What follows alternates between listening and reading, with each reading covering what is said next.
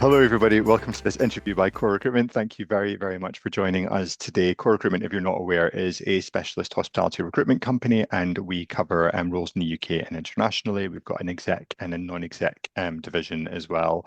Now, just to give a bit of context, we're running this leadership interview series across the sectors and areas that we work within, and all of the interviews and articles that we're recording and collecting are all available on our website, which is www.corerecruitment.com. Now, the reason that we're running this series is because we are looking to inject some positivity into the sector, and we've got a brilliant array of different business leaders who have agreed to kind of take part. And this is meant to be a 25-minute injection of positivity insight into your day. So hopefully you can, if you're running around the park, or you can sit back and relax and have a little listen. We're really lucky today to be joined by Matt Wood, who is the Managing Director, CEO, Impresario, the main man, the person in charge of Lexington, which is a phenomenal catering company, mostly based from London, but also covering nationally in the UK. Did I do you justice? Is that a good intro, Matt? I think that was a perfect intro. I love the that welcome of the injecting positivity into the land. I quite like that, Christian. So yes, but the intro is absolutely spot on.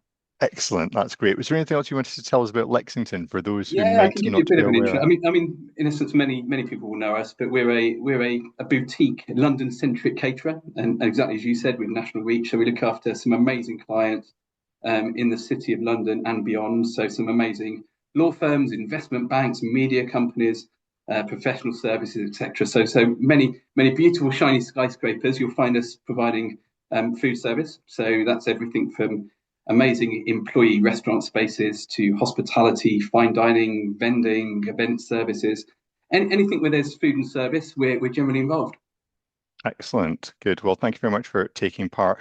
I have to share the story that the first time I met Matt was outside an award ceremony. I'm not sure if you remember this or I not, or do. not, Matthew, but he'd just returned to be to take over the running of Lexington, and we were having a bit of a chat outside, and I think we were propositioned by a lady of the night, both of us at the same time, weren't we, Matt? So there was a bit of commonality there to kind of get started off with. So you did take a bit of a hiatus from the catering and hospitality world, but it would be really great to hear a little bit about like how you actually got into the sector to start off with to get us kicked off. Yeah, absolutely. I'm one of these people, I guess, that I kind of grew up wanting to work in food. I probably wanted to be a chef, actually, if I go right back. I'm just a massive foodie and a real interest in food and service. So I went to I went to college. I was at Leeds actually for 2 3 years, studying hotel management as it was then. And then I got the amazing opportunity to go and study in the US. So I spent 2.5 years at the University of New Hampshire, doing the world's most sort of elongated title for a degree. So I'm a Bachelor of Applied Science in Hospitality Administration, which is quite an exciting title. But in essence, it's hotel management, hotel management and hospitality. And I spent some time on a beach, managed to work in a beautiful resort on Captiva Island in the Gulf of Mexico. Spent 2 years there in this amazing resort called South Seas Plantation. And then my brother decided to get married, and I had to come back, as you can imagine, for his wedding. So I came back to the UK, didn't go back, but I kind of landed on my feet again, and I got a graduate trainee position at the Grosvenor House Hotel. So I spent Wow. quite a few years there, which was fascinating, insightful, and brilliant, really. It was really learning about sort of high class service provision, brilliant food, and some amazing mentors that I worked with at the Grosvenor House. And probably Sergio Rebecchi is one that I'll call out. I know he's an industry name, but he was the food and beverage director at the time. It was still Forte Hotels. Loved it, learned an awful lot. Um, Left the hotel world, joined restaurants, and then worked under Michael Gottlieb at Smolenski's, which I'm familiar with from the 90s. So an amazing sort of cocktail steakhouse on both in Green Park and on the Strand. And then eventually I fell into this world of kind of food service and contract catering. And I worked for many different organizations, some brilliant people.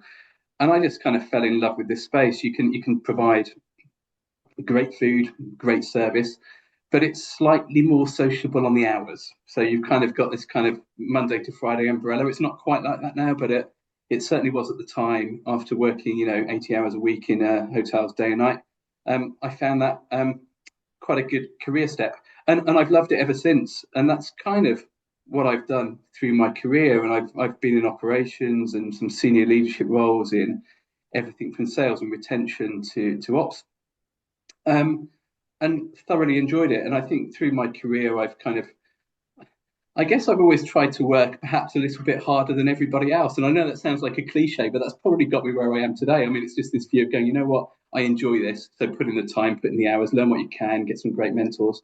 And yeah, I've thoroughly enjoyed it.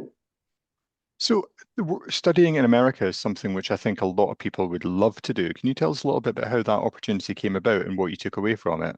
Yeah, so it was in essence, it was a conversion course. So I was at Leeds doing an HND, higher national diploma, again in food service. And I got the opportunity to do a conversion through Leeds. So there was a partnership with the University of New Hampshire. Went over there, and it was in essence it was an international school. So they opened up to us international folk over 2, 3 summer periods with a large internship. So as an intern, you could go and work for 2 years with an organisation in the US that was connected to New Hampshire Uni, and you could work with sort of Hyatt hotels or Thistle or wherever. To be honest, there were lots and lots of choice. I chose, however, of course, to go and live on a beach. So my intent from the outset was, you know what, I'd quite like to mix cocktails in the Gulf of Mexico. So that was my route, Krishna. I've got But Tom yeah, Cruise vibes kind of like coming out yeah, from all angles here. but I'd recommend it to anybody. If you get the opportunity to work overseas, absolutely do it. And I've had, I did that for a period of time and then traveled a lot. And I did some really interesting travel. I did the Trans-Siberian. Of course, you can't do that now. I spent some time traveling through Moscow and through Russia, sorry, across Siberia and then through Asia. Ended up in New Zealand, worked out there for a year, spent some time in Canada. So I've done lots of international stuff. In the sort of early part of my career when I kind of had time, and no kids and no mortgage and that kind of stuff, right? But yeah, really enjoyed it and learnt an awful lot from it. Those good old days, right? That's right. So like, I mean, I've been recruiting in the world of food service now. I think it's coming up on 22 years, and it's never been as competitive. There's never been as much kind of consolidation and as much competition between kind of like, the catering organizations, not to mention kind of like the competition that's being faced from the high street, people's lunch boxes, all of that kind of like side of things as well. How is Lexington staying ahead of the pack? Yeah, I mean, it's always an interesting question, that isn't it? Because as you said, I mean, competition is fierce. There's an awful lot of competition, particularly in the London market, and we're all, fighting for the same clients, all providing food and service. So it sounds simple, but the reality is, I think we are all different. And I guess my approach has always been to be open, honest, transparent with our clients and the people that I work with. Um, and when I talk about the people that we work with, both my leadership team and the operations function and the SMEs in our business, we work hard to ensure that we kick stuff around. So we've got a really robust cadence of meetings. These are mandated. They happen every single month, and we sit down and we talk about strategy, not just about last month's numbers. I think it's important to look at the future and see what else we can do. So it's empowering people to be their best, so being open and honest. Embracing support functionality where it's required, and by that I mean things such as technology. So the world's moving incredibly fast in tech. We're a caterer, but we partner with the best in terms of technology providers, and I'm talking about EPOS and AI and everything else that comes in that package, making sure we're ahead of the game, partnering with the best. Keeping an eye on the competition. So we look at our competition, but we don't always buy the social media hype, and I think that's important as well. So it's kind of run your own ship, but have a look at what others are doing. And then we kind of embrace some really interesting partnerships. So we've got some cool stuff that we do. So we partner with a business called Sessions that you may be familiar with. So who were kind of they bill themselves as the incubator of food or the record label of food. They incubate new startups, and we take some of those brands and we bring them into our employee dining environments. We work with a business called The Gut Stuff. Again, you may be familiar. We've created some great concepts with them, the Gut Loving Kitchen, which is really interesting. some of the emotive stuff with clients, things like coffee. We talk about being coffee agnostic rather than pinning a badge on one particular provider because it's such an emotive subject. And of course, we really focus on, I guess, what we can do from a social impact space. So we really focus on community engagement, and we've got partnerships with many organisations where we can do that, taking people out of homelessness, out of hostels, providing opportunity to people. And I think that's so important. Food service, catering, hospitality, it's very much it's a business where anyone can excel, but we've got to give people opportunities to excel. So we really do that in bucket loads by partnering with people who we can offer opportunity to do just that. So yeah, that's us really. I mean, I think it's just simplistically, it's keeping our eye on the detail and looking at innovation wherever we can, finding new ideas. So, I mean, one thing which has surprised me with Lexington, especially over the last couple of years, because we cover different sectors and you go to different events and all that kind of stuff for those different specific sectors, you guys have actually been entering kind of like award categories within vastly different sectors, some within kind of competing with the high street and all of that stuff. And you've won multiple awards specifically for marketing, but also kind of things outside of that.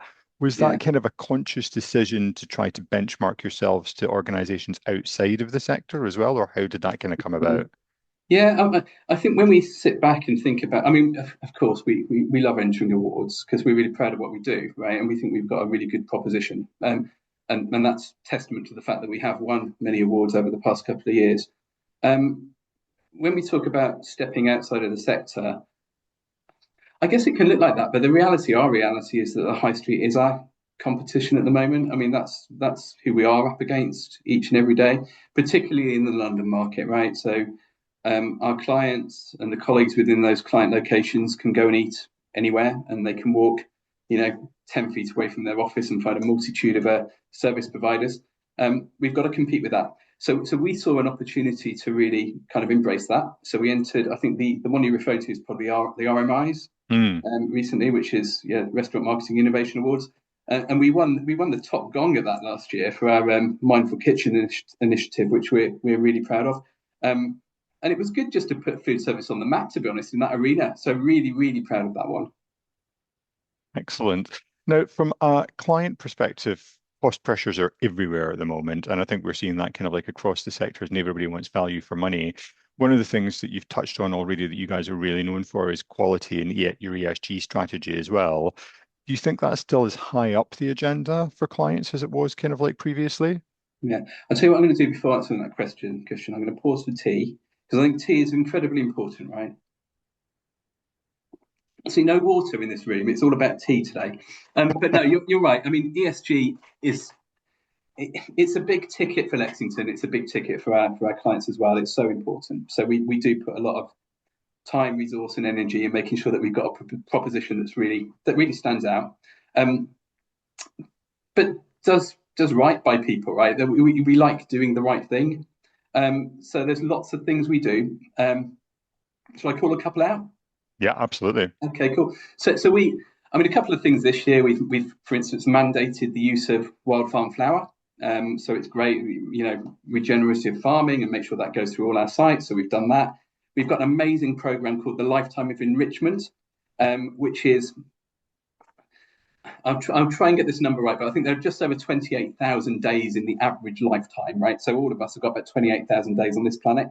And so what we've done as a business, we're trying to see if over a 3-year period, we can have 28,454 actually, days of good. So we offer up opportunity to all of our employees, all of our colleagues and their friends and family to feed into a portal where they're doing some good. It could be helping out at a school fete, or doing some volunteering at a local hospice, working in a hospital, driving someone to work for a day. Anything that does good, and we capture that data. So that's an interesting one. We've got a great initiative called the Green Force. Of course, we've got net zero targets and net zero ambition, all good business should.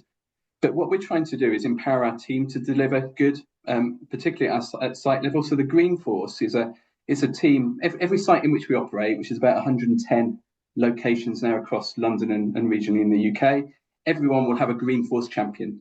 And their job is to preach the good of ESG. So it's making sure we get a message out and coming up with interesting ideas. So rather than this being sort of everything top-down delivery to sites, we make sure that our teams come up with ideas, and it could be, I don't know, using waste well, developing an amazing brownie out of coffee grounds, or it could be, I don't know, recycling flowers and give them to a good cause in the community because they'd be used in a buffet the evening before. So it's just giving opportunity to people to come up with good ideas, and that's something that I think is quite empowering for our teams. We're trying to reduce meat in all of our menus, so that's something we're actively pursuing. So our intent is to reduce carbon in essence by reducing meat by about 30%. Some good food ideas, putting courses through lasagnas and that kind of thing to reduce particularly red meat, beef content. We're nudging people through carbon labelling. I know many caterers are now doing this, but I think it's important. We've got calories already on menus. We've of course got allergens, and I think the third big play now will be carbon. So it's giving information to consumers at point of purchase. Lots of zero waste stuff, how we can reduce it, how we can, in essence, reduce our impacts on the environment. And then we do lots of charitable stuff as well. We're really proud to work with Refectorio Felix out in Earls Court, providing amazing meals to homeless folk and those that are certainly much less fortunate than you and I. Our chefs actually gave up their time on Boxing Day this year to go and support Ronald McDonald House. Wow. So yeah, lots of stuff. We just talk a lot about social good, social value. I think it's so important. So how do you balance, because that's from an external perspective, so balancing that kind of commercial approach that you have to take as a business with kind of like from an internal perspective when it comes to staff well-being, retention, culture building, how do you do that internally? Yeah, I mean, listen, we're a business, right? So we've got to turn a profit and we've got to grow. Of course, that's incredibly important, and that's what we do day in, day out. If we provide great food and service to our clients, we retain what we've got, we will win new business, and we're proving that day in, day out. We're doing incredibly well at the moment from a commercial perspective. We're growing, which is great. We're retaining our core clients, which is positive. And this is built on relationship. And so culture is so important to the business. When you talk about commercial performance, we can only do that through the brilliant people that we've got in our team. So we employ about 1,600 people now across Lexington in the UK.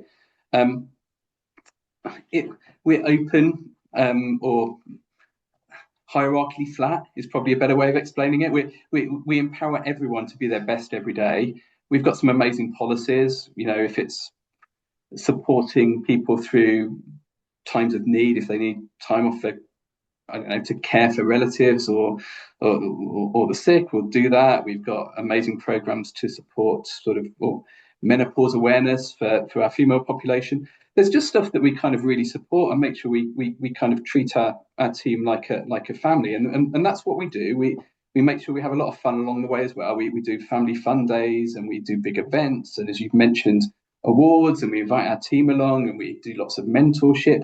I think it's an open, honest, and transparent culture, and I think that's really, really important to me. Make sure that everyone really feels part of something, because of course anyone can go and work anywhere. The labour market is, as you all know, probably better than anyone, Christian. I mean, there's opportunity for people, but we've got to make sure we stay ahead of the game to really retain our talent and actively promote it through having a brilliant culture. Excellent. In terms of future plans for the business, because you've been winning lots, you've on that upward trajectory, what does the next kind of 3 to 5 years look like for you guys? Yeah, I mean, I'll go back to that first statement that we're a business, so of course growth, right? So we're going to continue to grow. We're going to continue to look at the cool stuff, look at innovation, look at different ways of doing things to stay ahead. I mean, if we continue doing what we're doing today, in 5 years' time, we're doing something wrong, quite frankly, because the world is moving much faster than that. Looking for new opportunities, and they could be things like, we run a central production kitchen out of Bermondsey, where we have a delivered-in provision to kind of the sub 250 market. So those kind of new service propositions. We've entered the independent school market through Lexington Independence. We've got a great reception services business, Lexington Reception Services, LRS, and we're just going to do more of that. We're going to make sure that we really focus on growth, and we'll do that through developing our talent, making sure that we increase the number of apprentices in our business, make sure that we do lots more mentorship, make sure that we support our community. And then I guess be as efficient as we can with our back office. It's using technology in ways that will help our teams really thrive and drive the business forward. So yeah, lots of stuff, but ultimately it's growth, right? It's what we can do to ensure that we continue on this kind of upward trajectory. Now, not every day is a sunny day, not even at Lexington. And I mean, now that I've found out that I've got 28,455 of them to go, I'm kind of like slightly, don't know if that's reassured me or put me on edge. I'll think about that one kind of like, after the interview, Matt, but not every day is a sunny day in business. So can you tell us about like something which you found a real challenge or even a failure and what you've learned from it? Well, every day is a sunny day at Lexington, Krishnan. Every day, my friend. What do you mean? No, there are days. You're right. I tell you what, I'm going to go off piece a little bit because probably my God, the unsunniest day of my career was probably it's got to be 30 years ago, right? So I'm early 50s now, right? So I'm kind of in that kind of middle age bracket. But when I go back to my early 20s, when I came back from the US, and probably a year before I joined the Grosvenor House, I ended up, I was at home, so at my parents' house, and they live in Ross-on-Wye, so in Herefordshire. And there was a little hotel called the Castle Lodge Hotel. I don't know if it's there anymore, in Ross-on-Wye. And I was, I wanted to show off a little bit. So some chap had ordered a flaming Zambuca. So me being me, I thought, what I'll do with this flaming Zambuca, I'll light it at the bar and I'll put it on a tray and I'll carry this flaming Zambuca to this chap. So I did that, lit this little spirit, and I took it over. And of course, I picked it up off the tray. And at this point, it kind of, my hand's now on fire, right? So my hand's on fire. So what I thought I'd do is chuck it directly over this bloke that had ordered it. So now I had my first customer in the Castle Lodge Hotel also on fire. So now he's patting himself down. So quite frankly, since then, every day has been a sunny day. I mean, this was magical. I've set I somebody haven't on set fire. anyone on fire. But yeah, that's the amusing story, right? And I guess everyone's got a few of those. I guess what do I hate? What's a really unsunny day? A really unsunny day is when we really go hell for nail for a new piece of business. We pitch, we feel like we're on fire. On fire. See what I did there? But you leave and you don't win. That really frustrates me because I know we do a bloody good job for those clients, right? And sometimes, for whatever reason, maybe the fit didn't quite work or something. I don't know. But you know what? That they annoy me. They frustrate me. But we, pick ourselves up and we go on, and then we go again, right? That's probably it. Absolutely. Now, in terms of there's been lots in the media about, and this is meant to be a positive, upbeat kind of like session, Yeah. but kind of like there's been lots in the media about the challenges facing the UK and the economic climate and all of that kind of side of things. How are you responding to that, and what do you think the government could do to alleviate some of the problems for Yeah. hospitality? I love the political questioning. It's always the difficult one to answer, isn't it?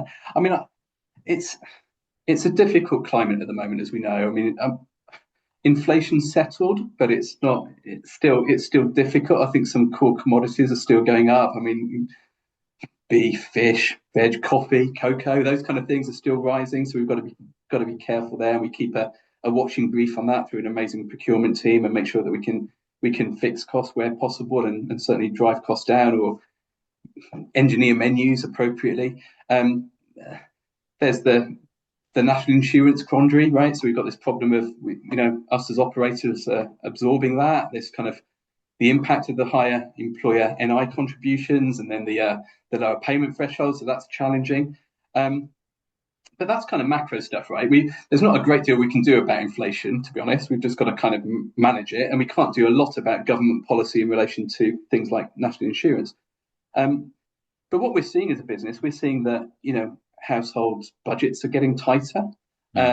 So of course, I suppose the argument is that it could potentially reduce discretionary spending power through many people that dine with us each and every day.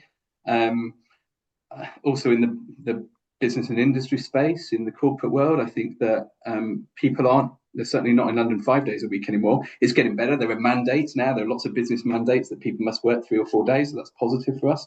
But they're certainly visiting us less frequently.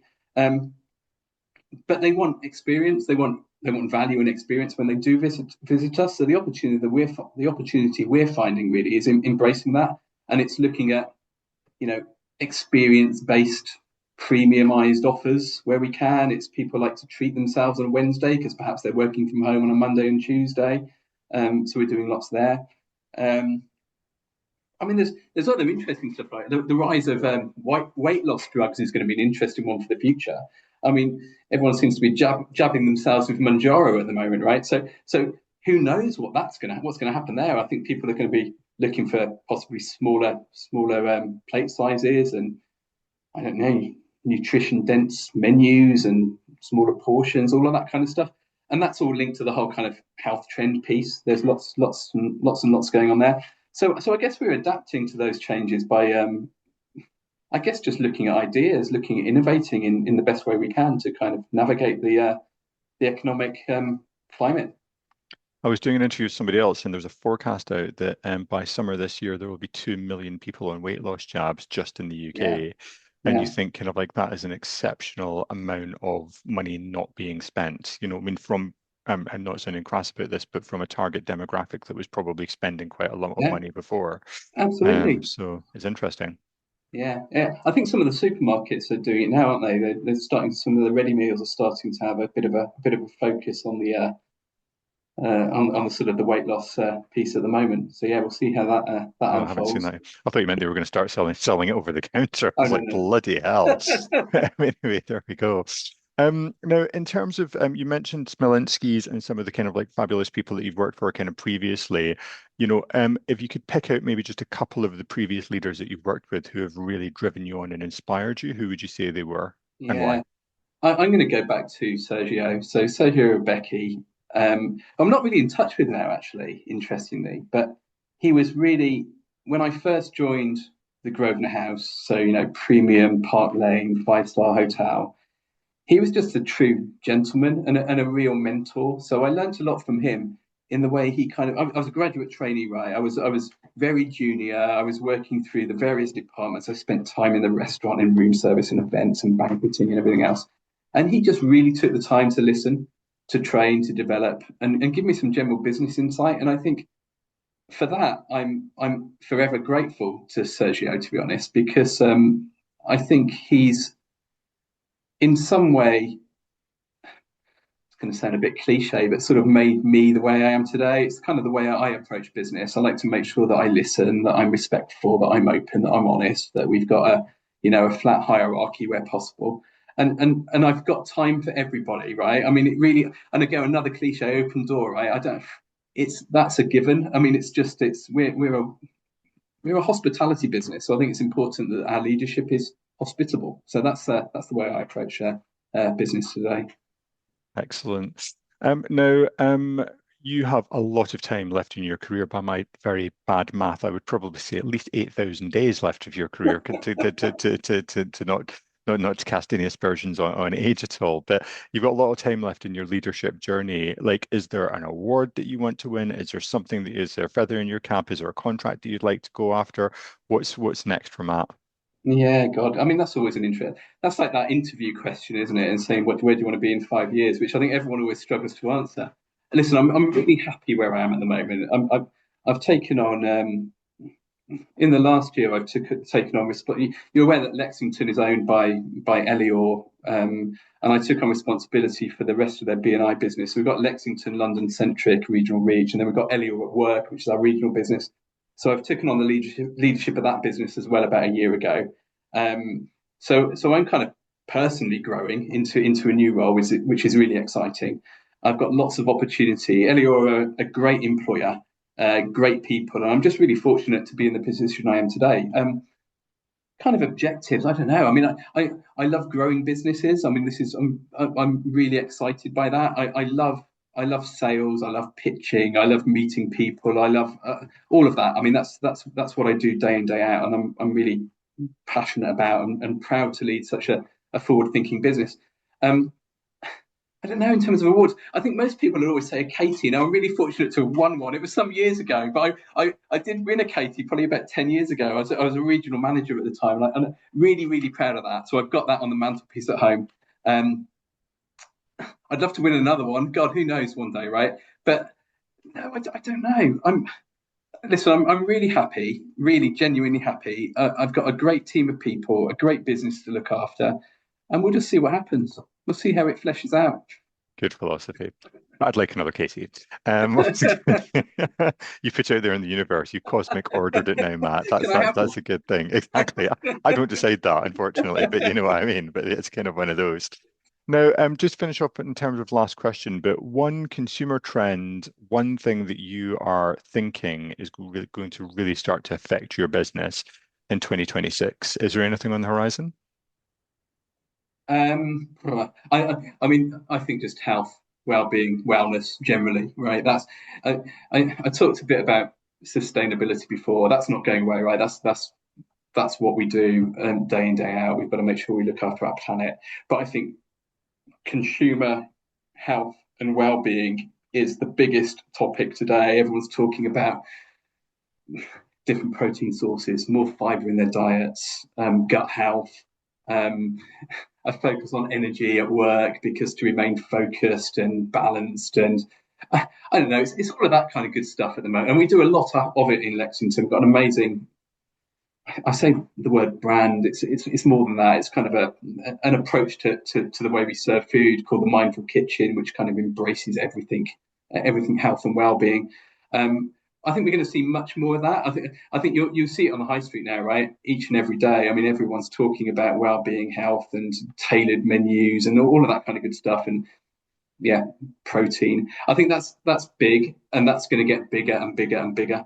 And I think if we can tie experience into that as well, because experiential dining is big, I think we'll be onto something. I don't quite know what the magic medicine is there quite yet, but when I talk about innovation with our teams, those are the things that we talk about each and every day. But yeah, health and well-being. Love that. Matt, thank you very much for joining us. Thank you very much for sharing kind of like so much about the business and your objectives for the year and all of that kind of side of things as well. I think Greenforce, I'm definitely going to be looking into a little bit more. I'm definitely going to be looking up the gut stuff because I hadn't heard of them before either. So I've taken down some notes from this interview, which was very handy. So I Brilliant. appreciate that. The gut stuff are amazing. So two twins, Lisa and Alana, who run that business, and they were. And we stopped. Can I keep going? No, They've got this an amazing business where they yeah, identical twins, and they have different guts in essence, different gut health. So they were in some sort of an amazing clinical experiment where they found that they're identical, but they've got different gut health.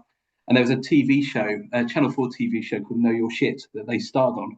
And then we embraced that and we said, look, we'd love to partner. And we created the Gut Loving Kitchen in Lexington with Lisa and Alana. So yeah, they're great. Do look them up. They're brilliant. I'll definitely look them up. That sounds great. Excellent, Matt. Thank you very much for joining us and all the very best of Thank you. that.